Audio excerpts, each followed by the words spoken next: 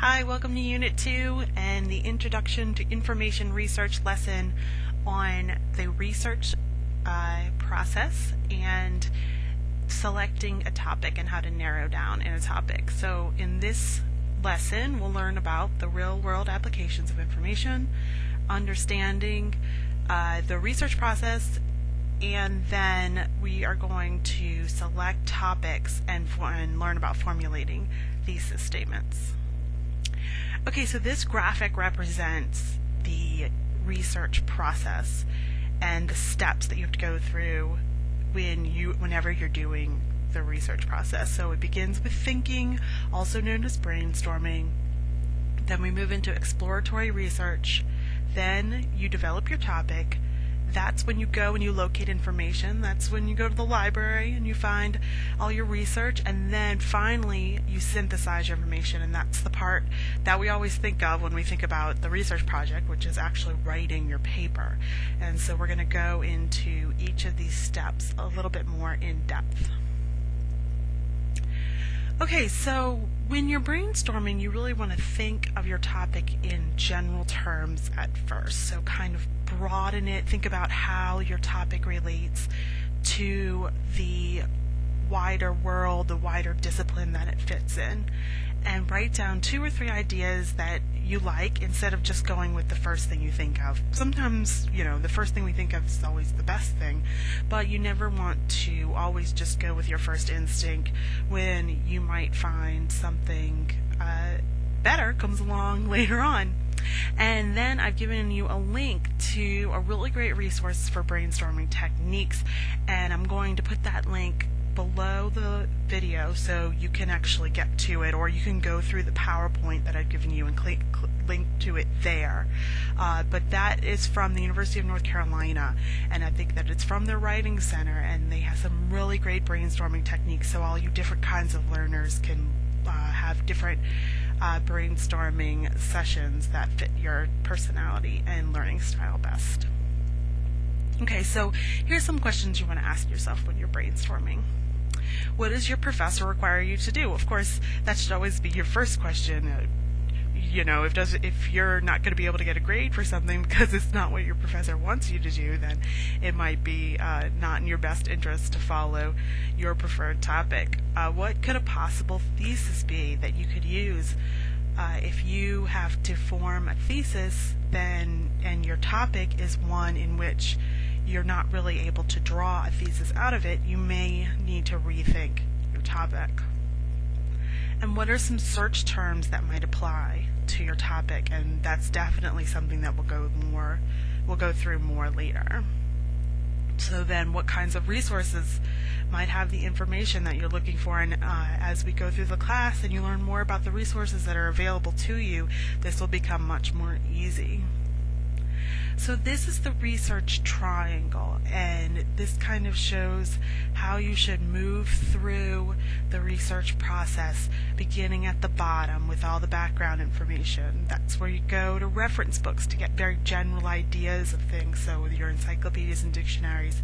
Then you move up to books, electronic books, things that you find in the library catalog that aren't as broad as reference books, but not as specific as the library databases where you find articles and journals. And then lastly, you may want to go to some web resources, some really good web resources, not just any. And then after that is when you make your final topic selection and then revise it accordingly.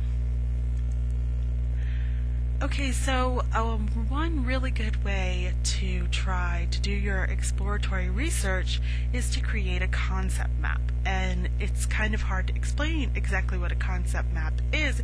It's much easier to look at it. And so I'm going to provide you with a YouTube video where you can go and watch a woman making a concept map.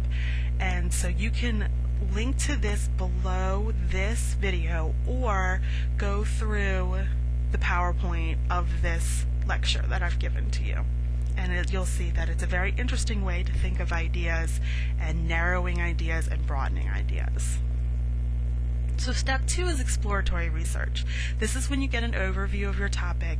You really want to get a firm understanding of it. So one place to go is the online catalog and browsing the library shelves. Of course, a lot of people do most of their browsing online now. So just looking through topics and titles in the library catalog can be a really great way to get an understanding of your topic.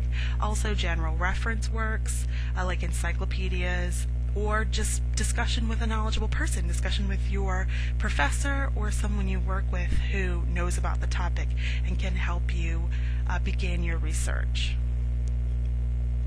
So then we want to develop your topic. So you want to choose an aspect of it that interests you. So think of a question about your topic that your paper can answer. That's where you start developing your thesis statement. If you're answering that question, then that is your thesis statement. This is where you consult specialized reference work, so not those really broad ones, but maybe some more specific ones. And here's where you could refocus your topic, revise your thesis if you're finding that it didn't exactly fit with what you can find and what you would like to work with. So when you're developing your topic, you need to make sure that the thesis that you're writing fits, depending on whether you're doing a report or a research paper. So make sure you know which one you're writing. And a report is just when you give a summary of facts. Most of the time in college, you're not going to be writing a report, you're going to be writing a research paper. And that's where you gather information, and instead of just reporting back the facts, you use the information to form an opinion and to reach a conclusion, and that's where you state a thesis. So it's important for your thesis because a research thesis must state a conclusion. Okay, so then you locate information. You're going to locate very specific information for your topic.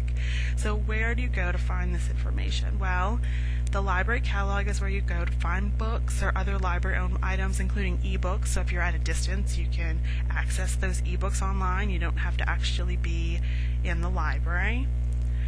Also, online indexes and databases for periodical articles, and web pages. Also, a lot of these good sources can be found in the LibGuides that are on the library's website, and for our first assignment you found one of those through the library tour, so you know where the nursing LibGuide is once you've completed that assignment. And these three things, the library catalog, the online databases, and web pages, are the three things that you're going to want to master searching by the end of this class, so it all fits together. So step 5 is the synthesis process. And this is where you're going to create that outline of your paper or a concept map, and then you're going to match all the quotes you found from your information that you've discovered to specific sections of your outline or your concept map or your very general kind of brainstorming notes. And then you finally write your paper. Finally, at the very end, you write that paper and organize and format your bibliography. Okay, so to sum up, here are the 5 steps in the research process. And so next time, the next lecture that you're going to listen to, we're going to be thinking about how to locate that information and come up with search strategies to locate information. So now is when you develop your topic, and then next, locating information.